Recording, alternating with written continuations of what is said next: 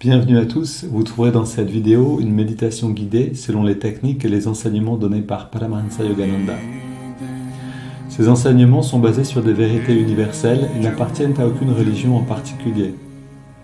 La tradition yogique dont ils sont issus les met au service de l'humanité tout entière. Si vous voulez profiter pleinement de cette expérience, prenez le temps de passer par chacune des techniques guidées ici. Elles permettent tout ensemble de mieux goûter à ce que l'on appelle l'état de méditation. Cette vidéo contient également une technique de préparation à la méditation appelée Yogoda, qui sert à la fois à nous recharger en énergie et à développer la perception de celle-ci. Pour apprendre cette technique, ouvrez la liste de lecture « Apprendre Yogoda ». Selon la tradition transmise par Yogananda, un chant précède immédiatement la méditation afin d'orienter nos pensées et nos sentiments vers une fréquence propice. Pour sauter cette introduction la prochaine fois ou pour aller directement au début de la méditation guidée, voyez les repères indiqués dans la description de la vidéo ou dans la barre de lecture. Si vous appréciez le contenu de cette vidéo, vous pouvez nous aider en vous abonnant et en ajoutant un pouce. Ananda francophone vous souhaite une belle méditation.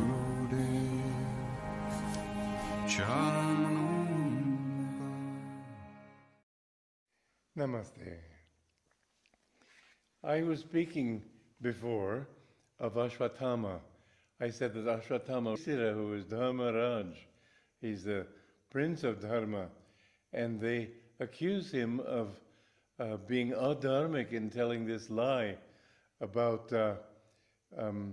Ashwatthama because it's an elephant that he killed, whereas actually Ashwatthama, the person, is still alive. And so many people have argued, was Yudhishthira really dharmic? Did he go against Dharma in that? You know, you've got to understand that masters, when they write, when they teach, they have fun. This is a fun story. Actually, attraction, what you have to do if you want to overcome an attraction, you have to say, play a trick with your mind. It's not lying. Just say, I don't have that attraction. You may still have it. But it's an affirmation.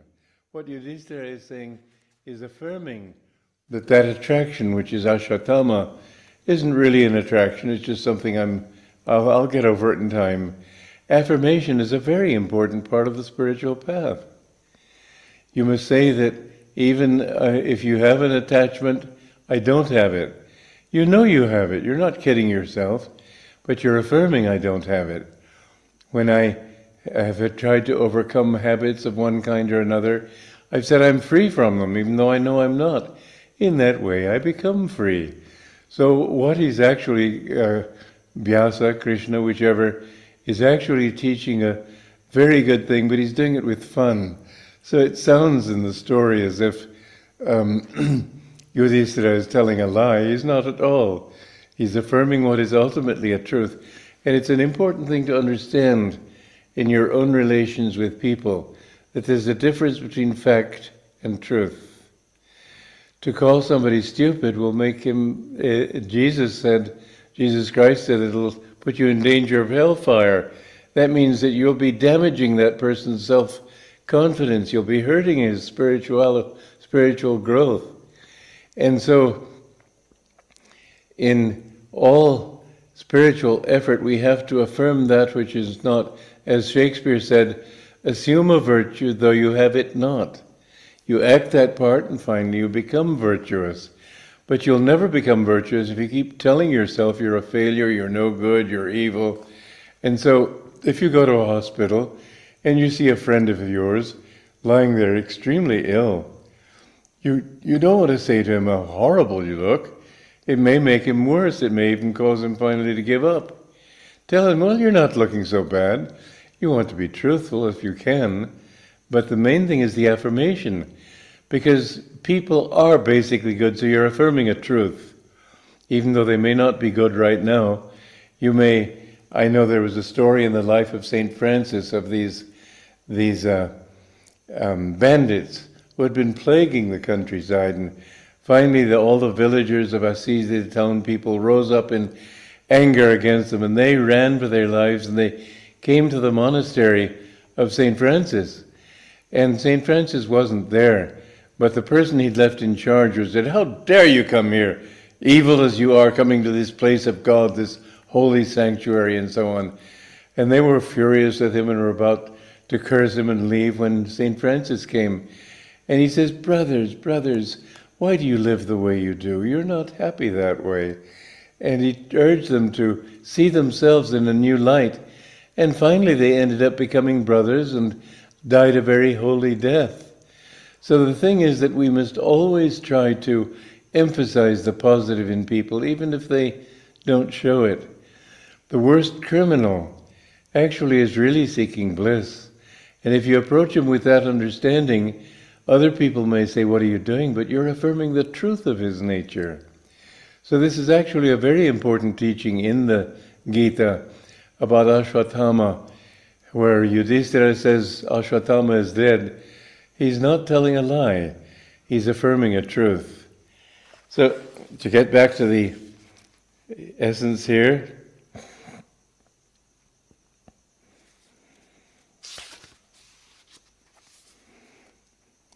Grandfather Bhishma then, glorious and powerful among the Kurus, anxious to encourage wavering Duryodhana, blew his conch with a mighty blast. Now this again, you've got to understand, Vyasa's having fun, but this mighty blast that he's talking about is really the breath. The breath is the conch shell of the ego, and he's encouraging Duryodhana. You see, when you go into deep meditation, your breath becomes calm. Actually, you don't even know whether up is there or there. You lose the sense of all direction, and you feel completely disoriented, and your material desires begin to slip away. You don't feel them anymore. And at that time, to encourage your material desires, to awaken those desires again, in other words, Bhishma blows his conch. And then you've all of that, with that inhalation, all the other sounds come in. We've talked about this earlier also. And it's a very wonderful truth, but it's also delightful, the way...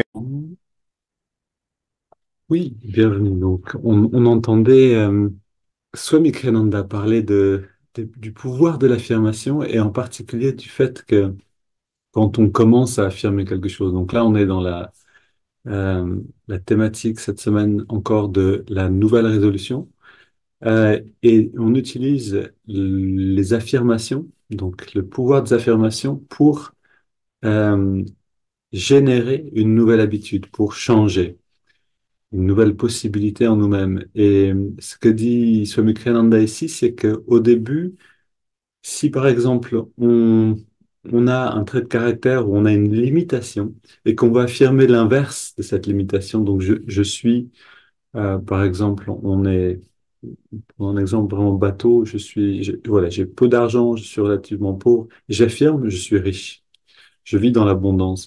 On sait que c'est pas vrai. Et ça, c'est quelque chose c'est-à-dire, c'est paradoxal.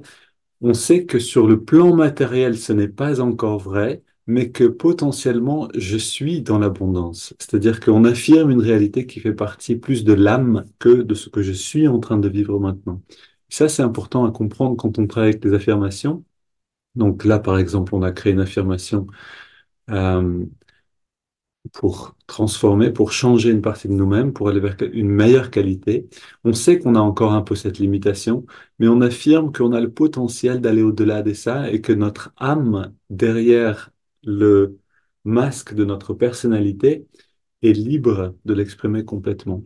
Et donc, quand on affirme, c'est vers cette réalité-là qu'on regarde. C'est-à-dire, on ne nie pas une vérité, on ne dit pas je suis riche alors qu'en fait on sait qu'on n'a pas beaucoup d'argent. C'est pas ça, c'est on affirme cette richesse qui vient de l'âme et qui peut s'exprimer librement dans notre vie. Donc ça c'est voilà, un élément important à comprendre. Sinon on peut se dire en effet mais c'est n'importe quoi. Je dis quelque chose alors que je sais que c'est pas vrai. Non, on sait que c'est vrai, mais sur un plan plus essentiel qui peut se manifester. On l'invite à se manifester dans notre vie. Euh, ok. Donc, eh ben, allons remplir tout ça d'énergie après quelques bons bâillements. On se redresse. On se redresse et on ouvre la fenêtre pour se réveiller. Bien.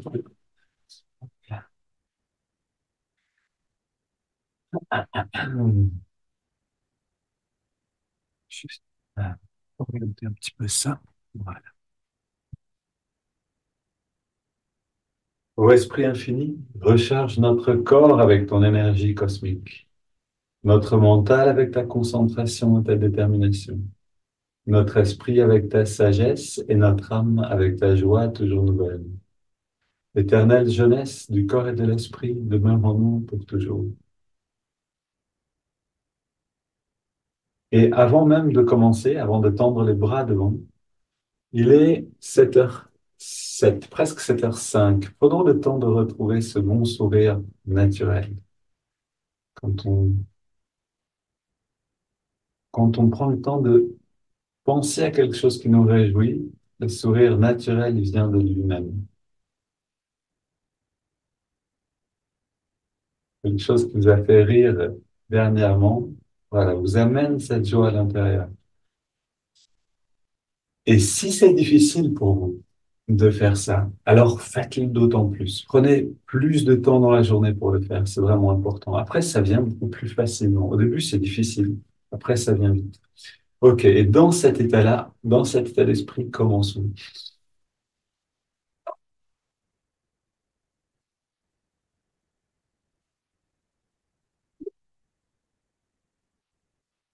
Venez, main sur les hanches. Continue avec les mollets. Voilà, je ne décris pas trop les mouvements maintenant, vous connaissez. Et si vous ne connaissez pas cette méthode de yoga pour remplir le corps en énergie, pour affiner notre perception de l'énergie, vous pouvez aller la prendre dans la liste de lecture de notre chaîne YouTube, Apprendre Yoga. Donc, avant de bras mollets,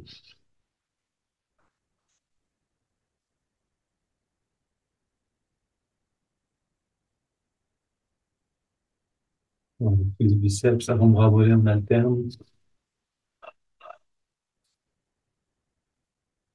Et l'autre côté.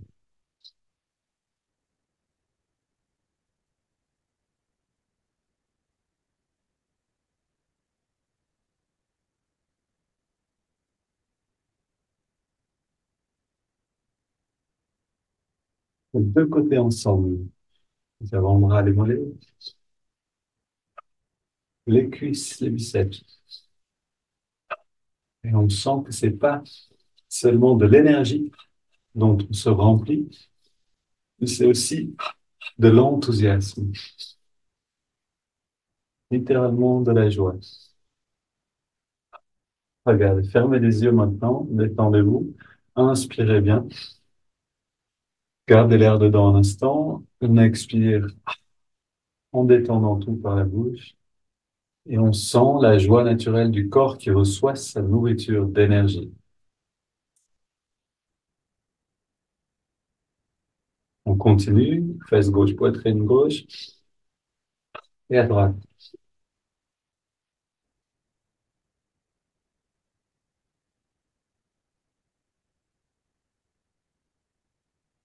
Ok, le bas du dos à gauche et à droite.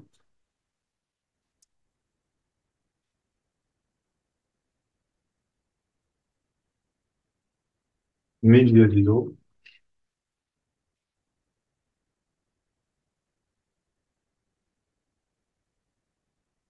et le haut du dos.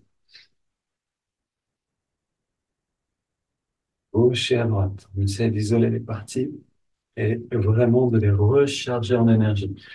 Les, les épaules bougent avec les bras.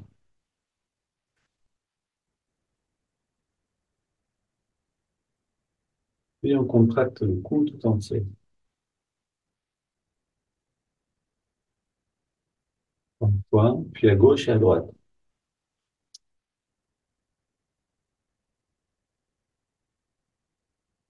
Puis la nuque en redressant la tête.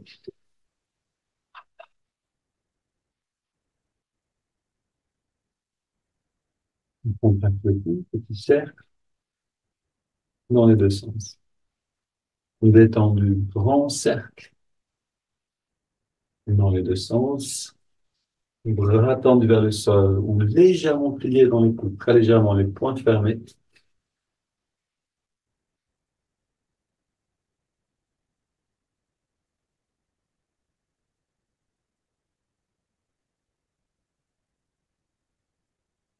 Ok, mains sur les hanches. On écarte un peu les jambes et on fait les cercles, petits cercles, moyens cercles, avec le dos en engageant les muscles le long de la colonne. Pour ceux qui sont dans le cours en ligne, vous avez vraiment une vidéo assez précise avec Barbara Pingham qui donne tous les mouvements assez clairs. C'est assez rapide, mais on peut regarder à nouveau. Ok, les pouces sur les vertèbres ou les poings sur les muscles. C'est comme vous voulez ici. Vous pouvez essayer l'un et l'autre et de temps en temps changer.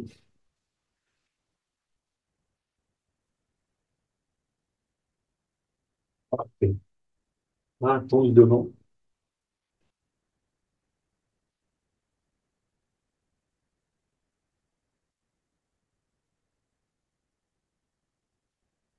On tapote sur la tête.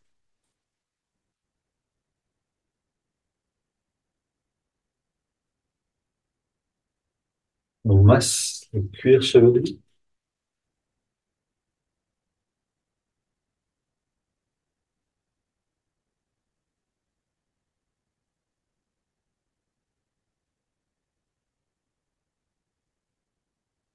Ok, on ouvre le passage de l'énergie dans la nuque et on aspire l'énergie. C'est-à-dire on la fait rentrer par ce passage-là encore une fois.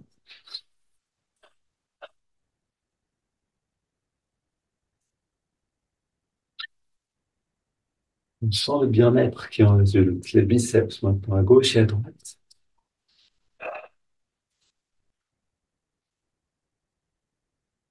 Ou les muscles du corps.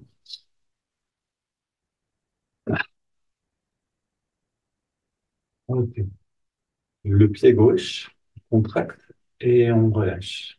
Le pied droit, on contracte, on relâche. Pareil avec le mollet droit, cuisse droite, fesse gauche. On apprend à isoler fesse droite. Chaque partie du corps, bas du ventre, haut du ventre, avant-bras gauche, droit, biceps et à droite. Poitrine, gauche, droite. Le cou à gauche, droite, devant et la nuque. Ok, on contracte le pied gauche. On garde, on ajoute le pied droit. On ajoute le mollet gauche, le mollet droit. Cuisse gauche, cuisse droite. Fesse gauche, fesse droite. Bas du ventre. Haut du ventre, avant-bras gauche, droit. Biceps, les deux. Poitrine, pareil. Double inspire. Tous les muscles inclus le cou. On relâche le cou, la poitrine à droite et à gauche. Biceps droit et gauche. Avant-bras droit et gauche. Haut du ventre, bas du ventre. Fesse droite, fesse gauche. Cuisse droite, cuisse gauche. Mollet droit, mollet gauche. Pied droit, pied gauche. Double inspire tous les muscles. Encore une. Et ça chauffe tout ça.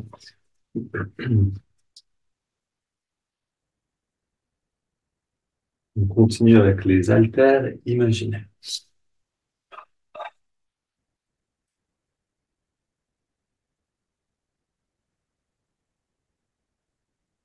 L'écarteur, comme un élastique.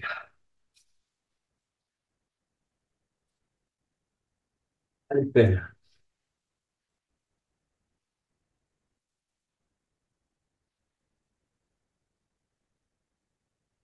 Cercle bras et épaules engagées dans les deux sens. Les haltères vers l'avant. On essaie d'augmenter l'intensité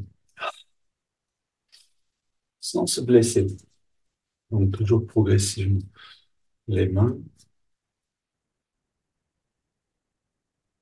et les grands mouvements des bras.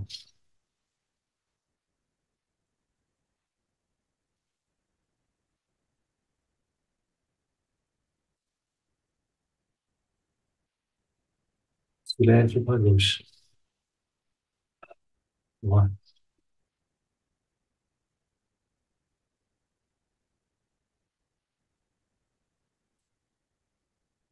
C'est à nous de décider de vivre chaque mouvement comme un excellent moment.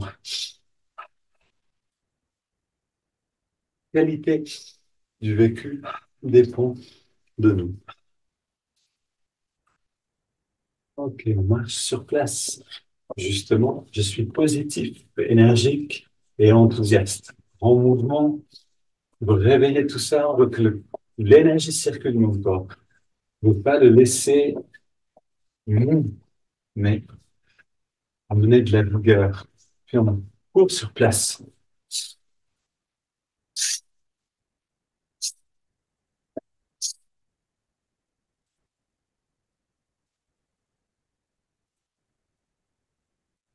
Et pied gauche devant. En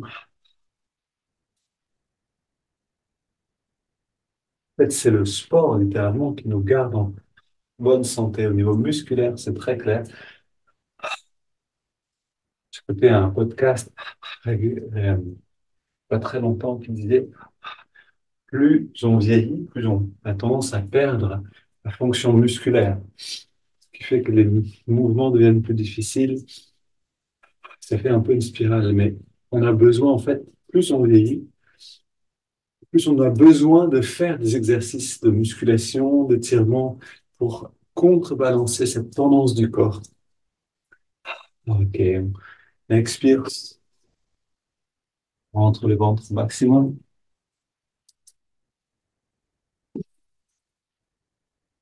Et à nouveau.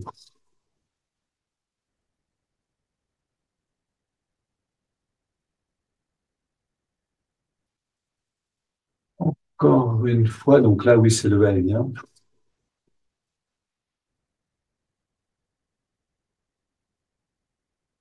Ah, ok.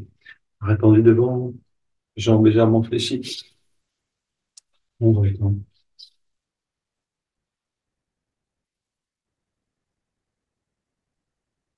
Continue ici.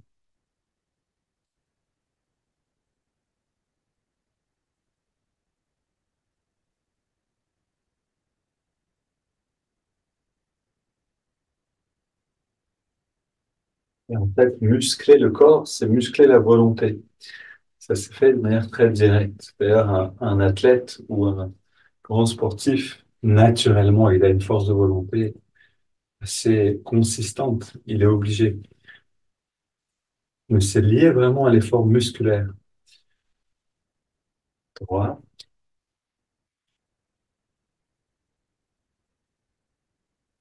Donc tout est lié en fait. Si je muscle mon corps, je muscle ma volonté. Si je muscle ma volonté, je m'améliore dans la méditation également et dans toute ma vie. Inspire, j'amène les mains vers moi, tout en détendant, gardant le corps détendu. Expire vers l'avant.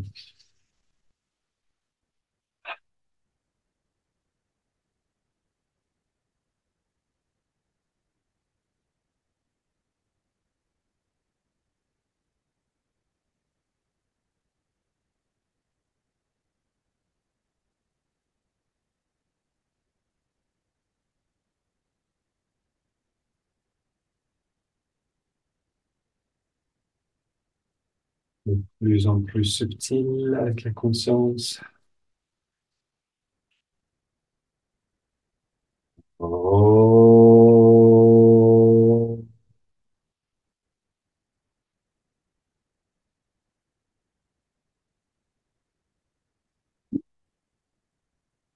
Ok. Petit instant, les bras le long du corps, les yeux fermés. Prends le temps de sentir encore.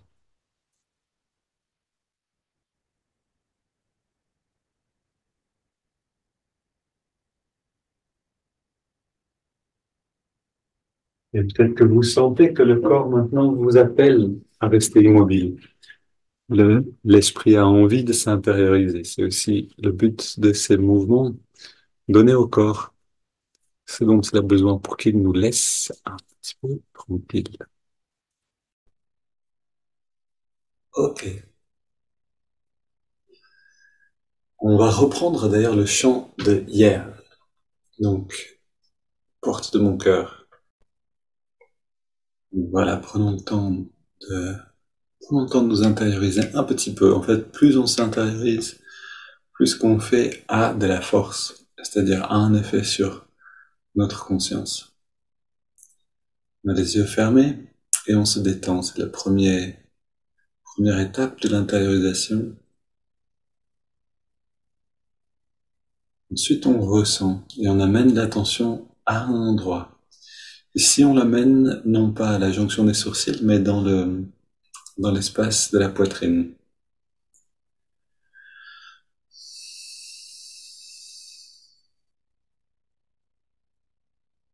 On ressent la respiration à cet endroit-là.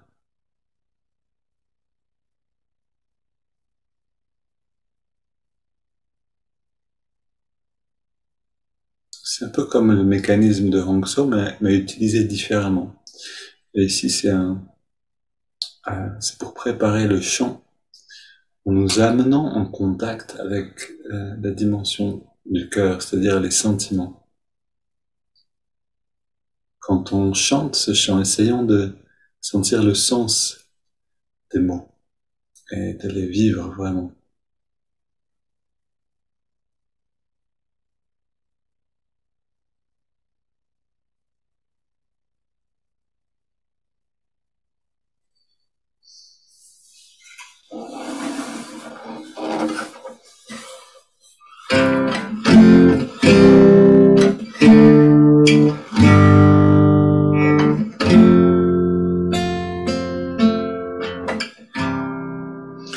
Porte de mon cœur, grande ouverte, je te garde. Porte de mon cœur, grande ouverte, je te garde. Viendras-tu, juste un instant, viens à moi. Viendras-tu, juste un instant, viens à moi. Les jours s'envoleront-ils sans te rencontrer, Seigneur? Les jours s'envoleront-ils sans te rencontrer, Seigneur? Ni tes jours, je te cherche jour et nuit. Ni tes jours, je te cherche jour et nuit. Porte de mon cœur, grande ouverte, je te garde. Porte de mon cœur, grande ouverte, je te garde. Viendras-tu, juste un instant, viens à moi. Viendras-tu, juste un instant, viens à moi. Les jours s'envoleront-ils sans te rencontrer, Seigneur? Les jours s'envoleront-ils sans te rencontrer, Seigneur? Ni tes jours, je te cherche jour et nuit.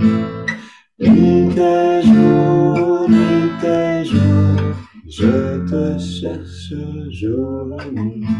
Encore une dernière entière, essayons d'aller plus encore dans le chant. Porte de mon cœur, grande ouverte, je te garde. Porte de mon cœur, grande ouverte, je te garde. Viendras-tu, juste un instant, viens à moi. Viendras-tu, juste un instant, viens à moi. Les jours jours s'envoleront-ils sans te rencontrer, Seigneur? Les jours s'envoleront-ils sans te rencontrer, Seigneur? Nuit et jour,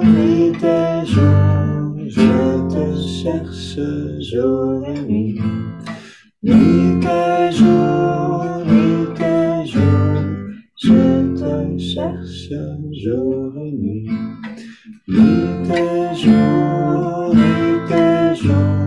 je te cherche jour et nuit. Nuit et jour, je te cherche jour et nuit.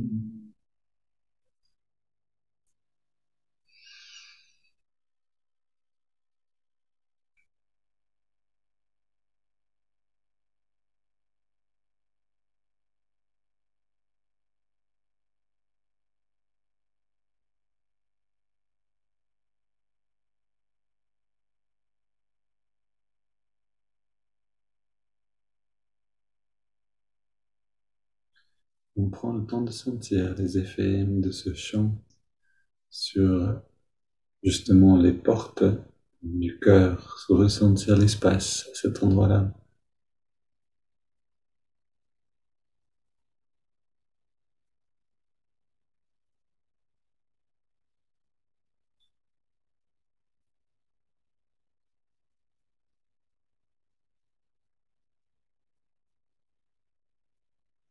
Un chant précieux qui nous met en contact avec l'aspiration à l'intérieur de nous, souvent recouverte par les préoccupations et les intérêts, les passions.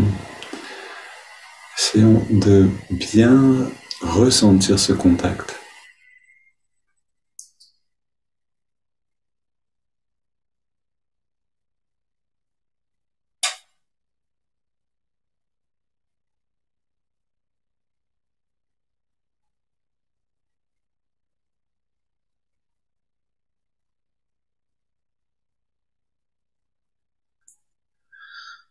Gardons le contact avec cette aspiration pour que tout ce qui vienne maintenant soit dans cette lumière, c'est-à-dire le fruit de cette aspiration. C'est parce qu'on veut retourner vers la source qu'on va étirer le dos, qu'on va respirer. C'est pour ça qu'on fait ce travail d'intériorisation.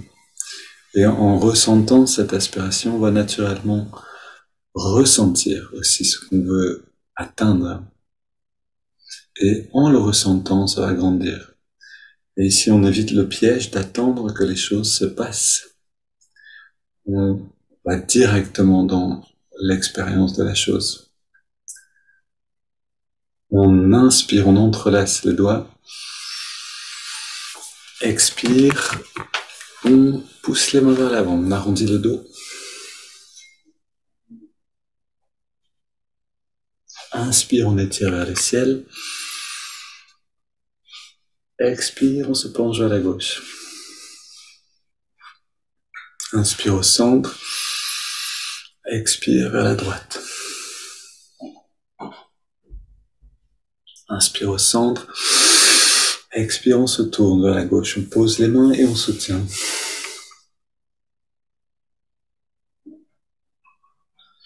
On a un grand avantage à faire toujours les mêmes choses. On inspire, on rétire vers le ciel. Expire vers la droite. On pose les mains en soutien. Cet avantage, c'est que si les choses sont les mêmes, alors c'est dans l'esprit lui-même qu'on va chercher la liberté et non plus dans les choses à l'extérieur. On revient au centre, on pose les mains derrière, légère flexion du dos vers l'arrière. Trouvons cette liberté intérieure pendant les 20 respirations profondes.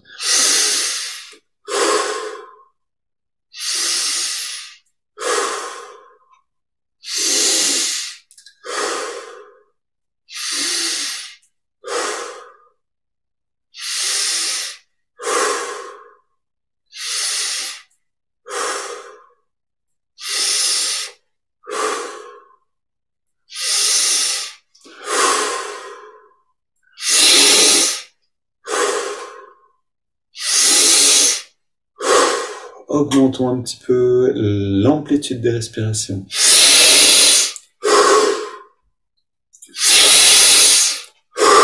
Et même de plus en plus.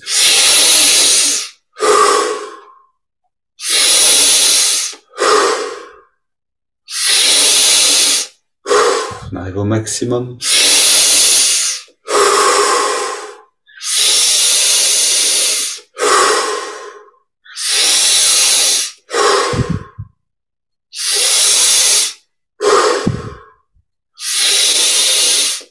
Trois de plus, trois dernières.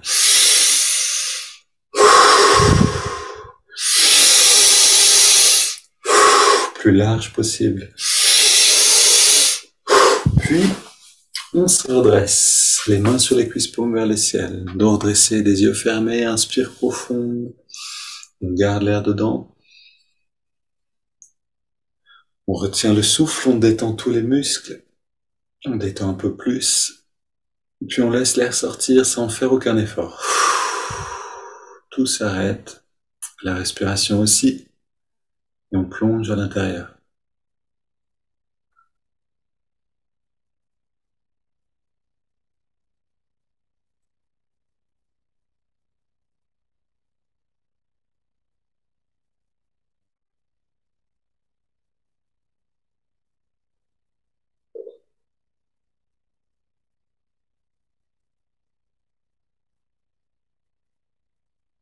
Puis on inspire profondément.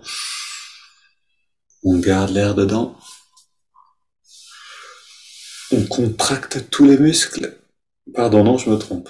On rentre le ventre et on contracte le périnée. Le regard un peu plus redressé. On relâche et on expire.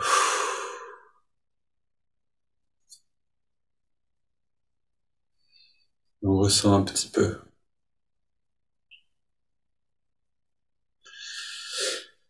Ces 20 respirations profondes qu'on appelle Bhastrika. C'est la technique qui s'appelle le grand soufflet. Bhastrika. Ces 20 respirations, c'est comme un feu d'artifice, mais littéralement ça nous fait passer à travers des perceptions et des états de conscience à toute vitesse. Et souvent on n'en a plus le souvenir après exactement du vécu, hein. C'est ce qui se passe en général. Quand on traverse des états de conscience, on les oublie automatiquement. En tout cas, au début, c'est-à-dire on a tendance à oublier ce qui s'est passé. Essayons de justement ancrer la conscience suffisamment pour pouvoir se souvenir de ce degré d'intériorité qui est une forme de liberté intérieure. C'est-à-dire si on peut être complètement dans ce bien-être-là, on n'a pas besoin de le chercher à l'extérieur.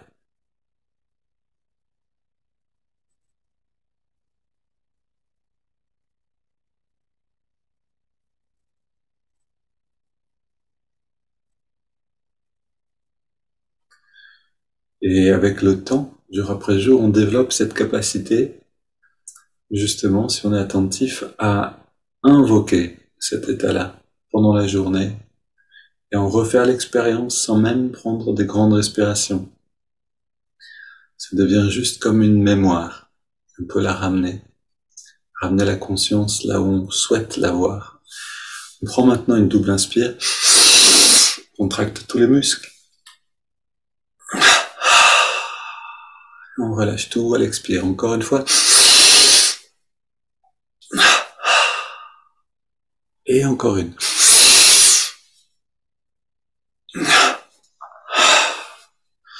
Grande détente. Et dans la détente, on inspire par les narines sur 5 en ressentant l'énergie qui remonte le long de la colonne pendant l'inspire.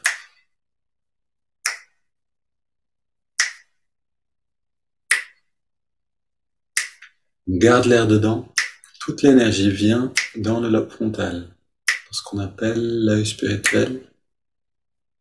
Puis on expire. On sent une légèreté, un bien-être qui se diffuse depuis le lobe frontal dans tout le corps. Inspire à nouveau.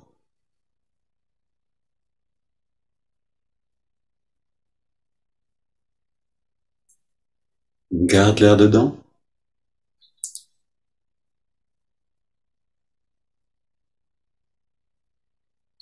Expire.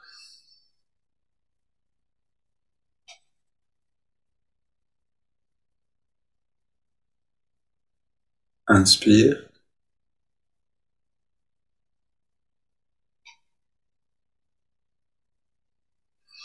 On retient le souffle.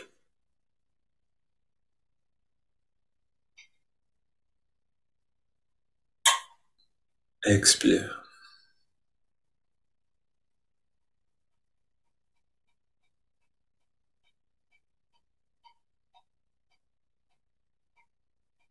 Inspire. Sentons cette élévation. On garde.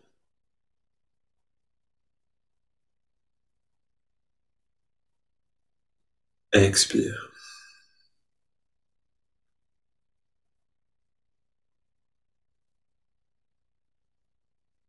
Un dernier cycle, inspire.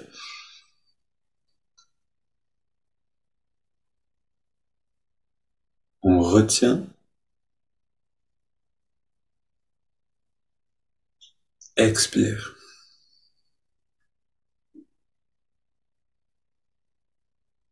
On prend une grande inspire. Puis on laisse le corps se débrouiller. C'est lui qui respire. C'est plus nous qui agissons sur la respiration. On est simplement détendu. Comme on vit ces moments comme un palier. Profite de la perception.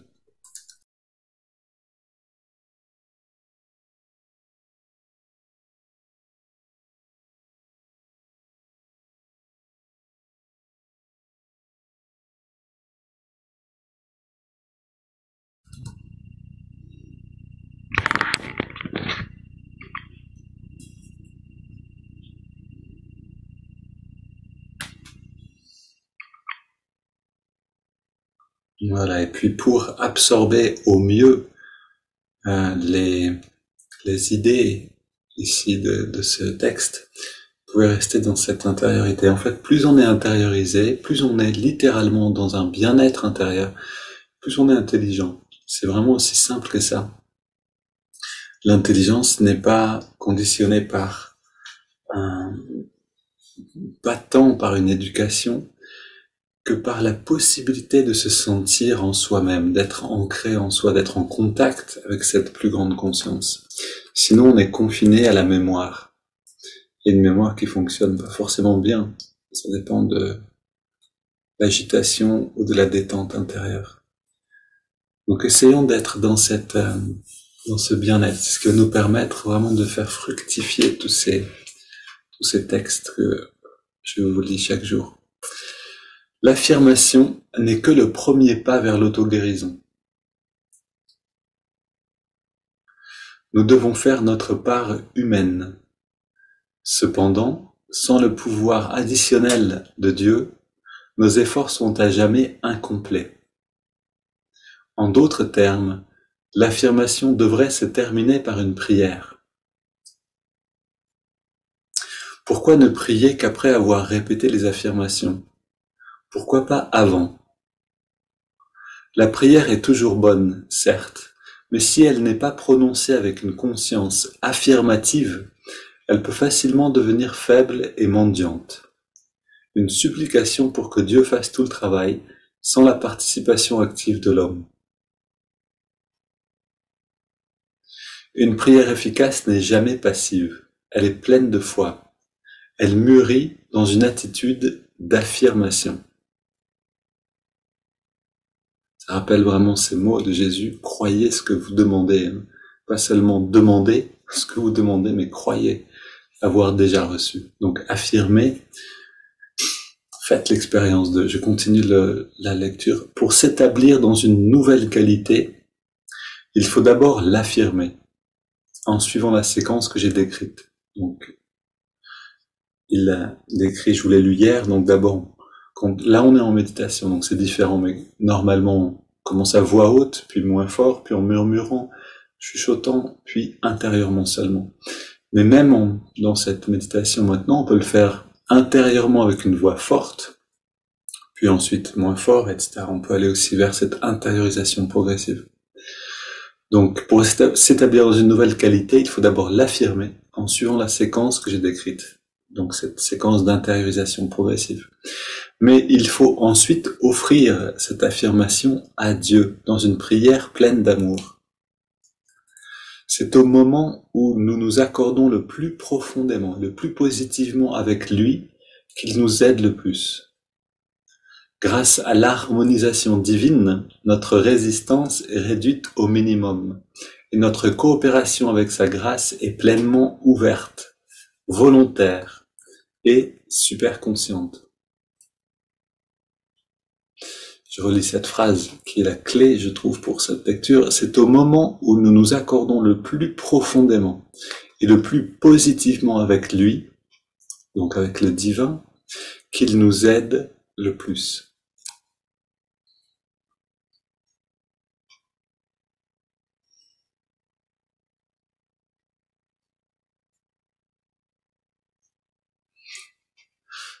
Voilà, tous ceux qui sont là, vous étiez ces derniers jours ici, donc vous avez votre affirmation déjà. Répétons-la simplement quelques fois, avec cette attitude affirmative. Non pas je veux atteindre quelque chose, mais je suis ou je deviens.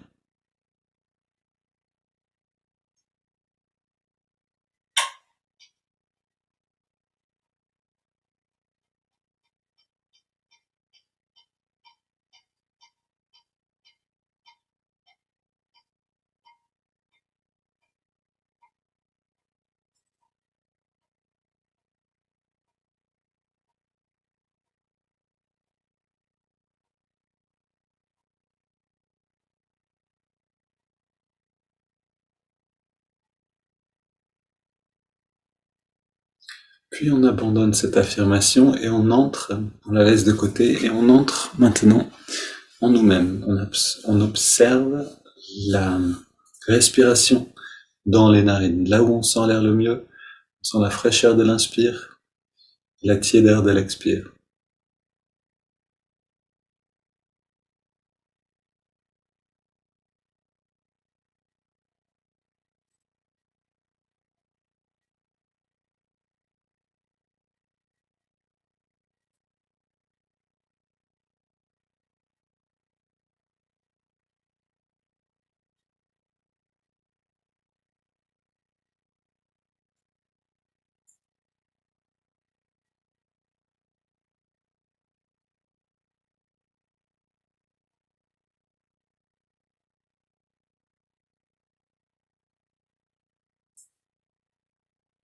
En quelques respirations, on entre entièrement dans cette sensation-là.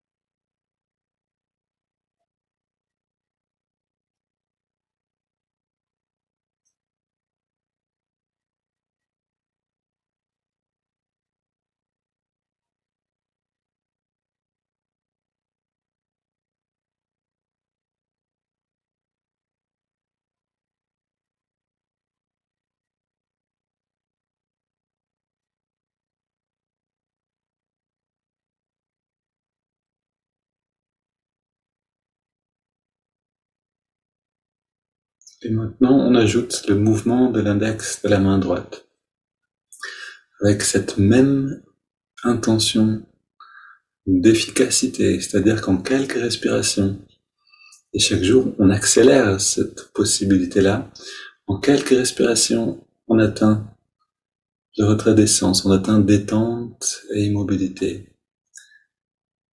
À chaque inspire, l'index revient un petit peu vers la paume de la main. À chaque expire, on le relâche tout en relâchant tous les muscles dans le corps.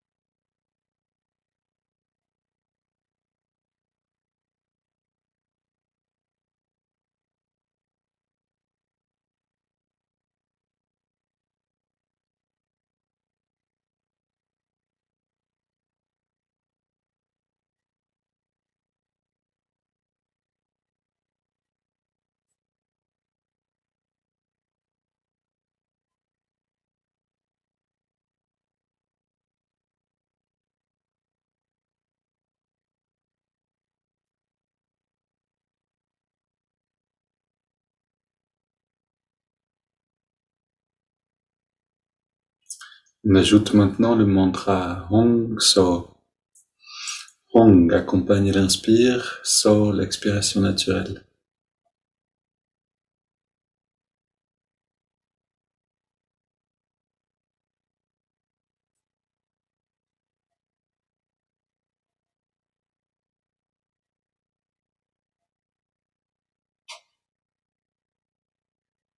Gardons les trois techniques encore un peu et apprenons à être fidèles, c'est-à-dire à rester constamment présent.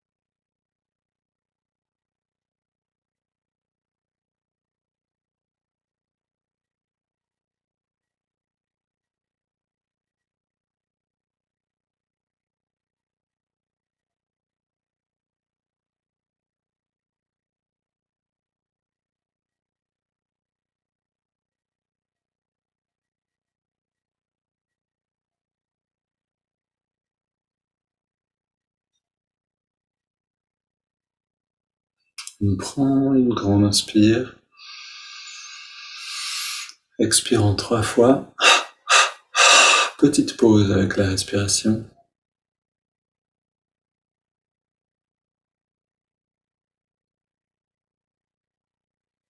Puis on laisse le corps respirer.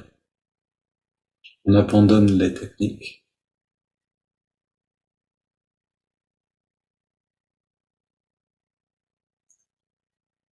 Et on ressent cette lumière intérieure qui s'épanouit pleinement. Sensation de bien-être qui inonde tout le corps, toutes les cellules.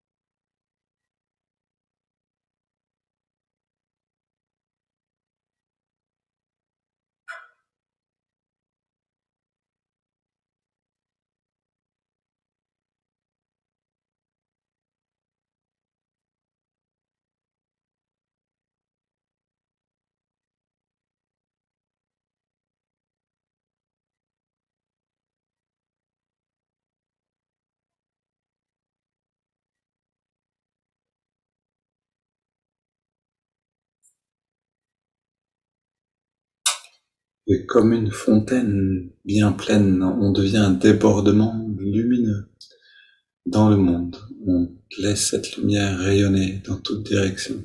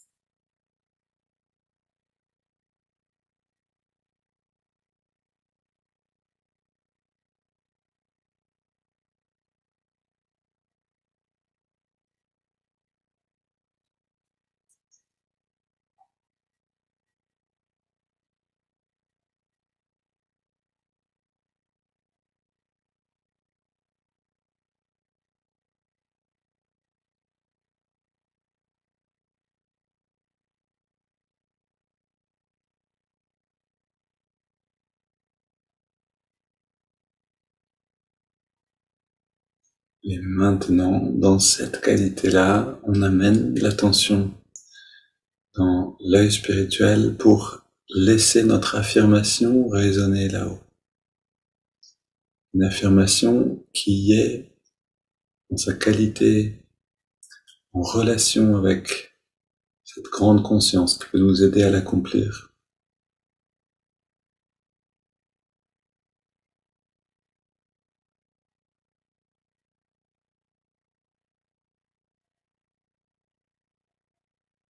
Autrement dit, une affirmation qui a la qualité de la prière dans l'attitude qu'on a maintenant.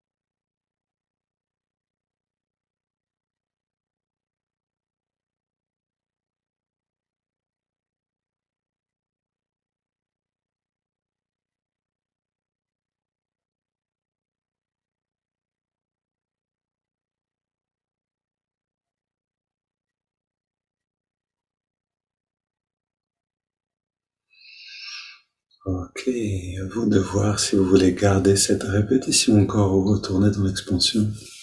Dans tous les cas, gardez encore un peu de temps si possible pour goûter à tout ça. Une bonne journée, à demain.